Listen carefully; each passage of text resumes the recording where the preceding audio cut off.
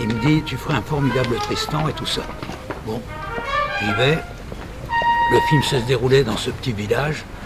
Le film terminé, comme j'avais gagné un peu de pognon, je m'achète une vieille Jeep et j'ai la Rio que le dimanche. J'étais tellement bien dans mon village, quoi, tu vois, j'étais pote avec les pêcheurs et tout ça.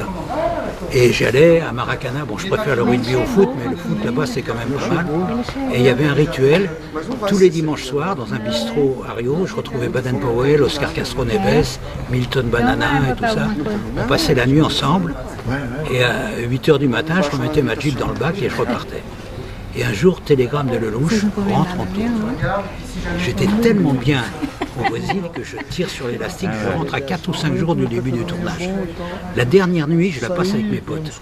Et c'est cette nuit-là que j'ai écrit les paroles de la samba d'Abençon, la samba Sarava. Ça faisait des années que Vinicius me disait « Fais-la en français, il n'y a que toi qui peux le faire ». Je lui disais « Écoute, elle est trop brésilienne, je vais la trahir ». Mais il m'avait mis un poison en tête. Donc il y a un petit puzzle qui se met. Comme je le disais, au niveau traduction, ah, ça c'est une merveille, ah ouais. Parce que tu as traduit tout l'âme de la chanson. Non, mais tu vas voir, l'histoire est incroyable. Donc on la chante toute la nuit, mon avion partait à 14h. Je me retrouve chez Baden vers 8h du matin, je prends une douche, on l'enregistre sur un Revox, une prise, pour garder une trace de cette nuit-là. Et je rentre à Paris, à l'époque c'était Orly-Sud, ok, Lelouch vient me chercher. À 4 jours du début du tournage, il me dit t'es crevé, je t'amène chez tes parents. Je dis oui mais je vais te faire écouter un truc. Je pensais pas à son film mais j'en avais tellement plein la tête, on l'avait chanté toute la nuit. On passe par Europe 1 où j'avais des repères. Je lui fais écouter, il écoute, il dit au mec vous pouvez la repasser. Le mec la repasse, il dit je change mon scénario, je la mets dans le film. À 4 jours du film. Alors regarde. Là, tu vas voir. Ça c'est Orly-Sud, ok. C'est mon frère qui a fait cette photo. Je rentre du Brésil, ce que j'ai dans la main, c'est la samba Sarava enregistrée le matin même sur un Revox. C'est là. Et la chanson qui est dans le film et dans le disque, c'est celle-là. On ne l'a pas réenregistrée. Ah ouais, c'est la prise unique quoi. Une prise, un hold-up parfait quoi, tu vois. Et c'est incroyable. Et où l'histoire devient inouïe quand je te parle de la vertu des impondérables, c'est que, bon, moi, un homme, une femme, je ne l'ai pas revu depuis 40 ans. Mais ce qu'il y a d'intéressant, c'est que c'est la première fois dans l'histoire du cinéma qu'on utilisait la chanson comme ça. Avant, il y avait des comédies musicales, des gens qui chantaient en situation dans les films, Fréhel dans Pépé le Moco, Jean Gabin dans La Belle Équipe. Jamais ces deux modes d'expression populaire s'étaient tressés comme ça sans qu'aucun des deux perde son identité. Car c'est pas une comédie musicale, les chansons s'inscrivent dans la fiction. Et si on a pu faire ça, c'est parce qu'on n'avait pas un rond pour faire le film. S'il y avait eu un producteur, un accordéoniste niçois, une chanson brésilienne, jamais. Et alors, on démarre le tournage, et au bout de 8-15 jours, je ne sais plus, Lelouch nous réunit avec Anouk et Jean-Louis. Il nous dit, écoutez, je suis dans la merde, tournage interrompu, j'ai plus un rond et tout ça. Moi, je venais de faire mes premiers disques à Z, c'est ça.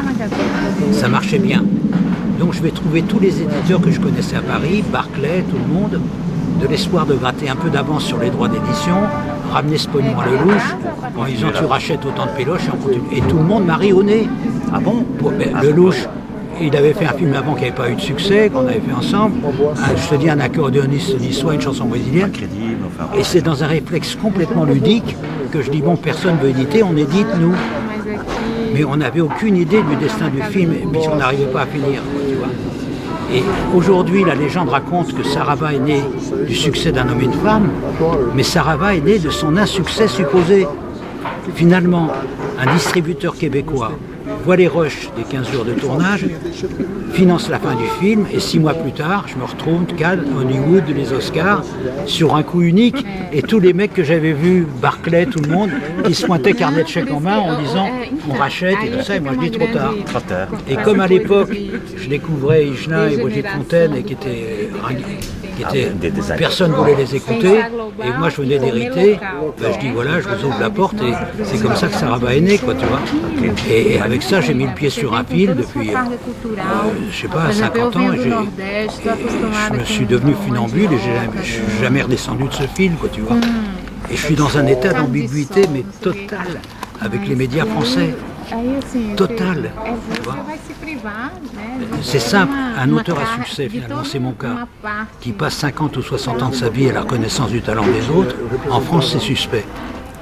Si j'essaie d'expliquer que c'est par passion, c'est infantile.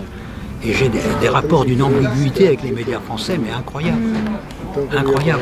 Mais je reste spectateur, quoi, tu vois, c'est drôle, tu vois. Ce qui n'est pas le cas au Japon, ce qui n'est pas le cas au Brésil, ce qui n'est pas le cas au Québec, où tout est reconnu, quoi. Ni en Belgique. Hein? Ni en Belgique. Ni en Belgique. Ni en Belgique, ouais. Ça arrive. Non, mais même les médias belges, j'ai jamais eu. Oui, surtout à ces époques-là, qu'est-ce que c'était les Non, mais médias même belges? maintenant, je ne suis pas présent dans les médias belges, je ne suis pas Foi a dans les época que a médias gente français. que acabou o contrato no Brasil. Non, je te jure, je reste spectateur de Logo em tout ça et c'est seguida, meu vraiment trop marido marrant. foi trabalhar nessa ONG Et ça ravasse, na República c'est ce que je dis Dominicana. toujours, tu vois, c'est Mas une aí eu petite flamme dans fui ma assim, tête, ça cheia de fait mourir, que nossa, c'est uma de ilha, souper dessus. paraíso, não sei o Mais quê, on est não sei o aujourd'hui, quê, on est le e plus aí- ancien e aí label lá a gente indépendant vai estar mais, planétaire, quoi. culturalmente Parce que la muito plupart, mais ils ont été rachetés par des desenvolvido, majors et tout ça. Et né, a nível de c'est une comida, histoire de... incroyable. Nossa, Et vous avez encore des relations avec Brigitte Fontaine, Jacques Higelin? Oui, oui, Vous oui. voyez encore de temps en temps? Oui, oui, oui, on Peixe, est restés peixe. potes, oui. nada, Parce que lui, il a aussi ses progénitures qui... Ah oui, oui, hein, sa fille, oui. Arthur H, sa fille, qui est... Arthur H, sa première présence, un disque, il est présent dans un disque de Jacques Higelin, il était môme comme ça. Il était tout petit, Que ouais. j'ai fait, on l'entend, je ne sais plus dans quelle chanson. Aí é onde a gente Hein, vous en avez des histoires. Et donc, au niveau écriture, vous avez fait un livre ou il y a d'autres Ah non, ça c'est le seul que je C'est le seul. J'ai amorcé son écriture en 1982. J'ai terminé il y a 2-3 ans. o que a gente Mais ce qui s'est faz passé, j'étais à com aquela Montréal. mandioca? À l'aéroport, l'avion avait trop 4 heures de retard, j'ai commencé à griponner. Je ne savais pas que j'allais écrire un livre. J'ai tiré sur un fil et puis... Na República Dominicana Et eles ce qu'il y a, não nem c'est pas, c'est quand ça a pris forme, petit à petit, j'avais le vœu